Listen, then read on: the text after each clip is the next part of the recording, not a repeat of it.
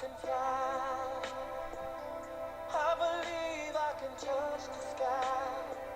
I think about it every night and day. I believe that teaching is more than a career. It is a lifestyle choice. What if teachers only worked a 7 a.m. to 2 p.m. day, and after the bell rang,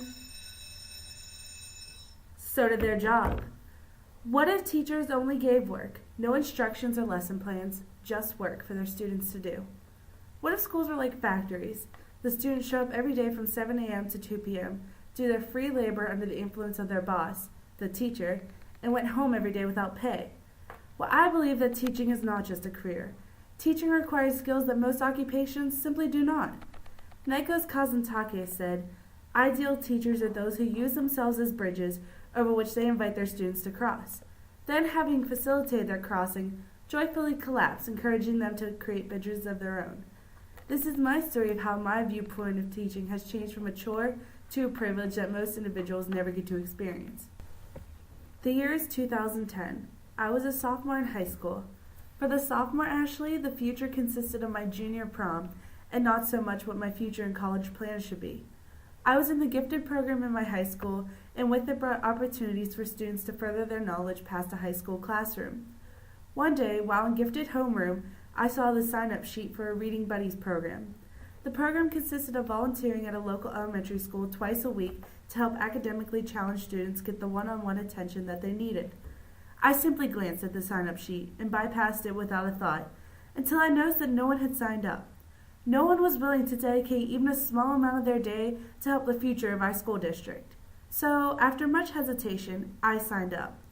Not only did I do this program my sophomore year, but my junior and senior year as well. Anyways, back to the story. So although I would love to say that I originally only joined the program to help the lives of others, I would be lying. I joined the Reading Buddies program because at the time, I wanted to go to law school and I would do anything and everything to put on my resume to get in. Although I still was not getting paid to teach, I was receiving a piece of paper, a superficial payment, so to speak, for the program.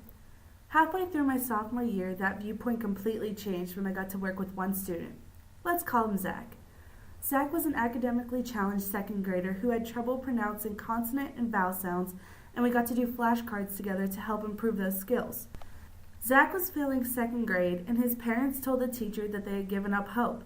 Zach, though, was unlike most of the kids that I had met. Zach wanted to learn. He had the determination of an NFL team in the Super Bowl to conquer those dreaded E and I vowel sounds. I knew if he had enough instruction, more than once a week of alone time, he could pass the second grade. So I started coming in every day after high school ended to help Zach with his vowel sounds.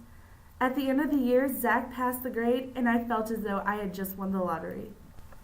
Although there was no payoff and Zach's parents referred to me as his babysitter, I knew I was making a difference. I knew that teaching was something that I simply could not give up.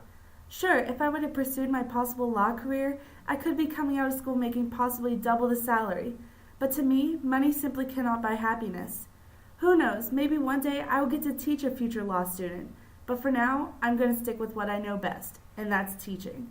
There is no monetary amount that I would exchange for seeing Zach's face on the first day of third grade when he still knew me by Mrs. Lady. Teaching does not begin or end in the classroom. Teaching begins and ends in your heart.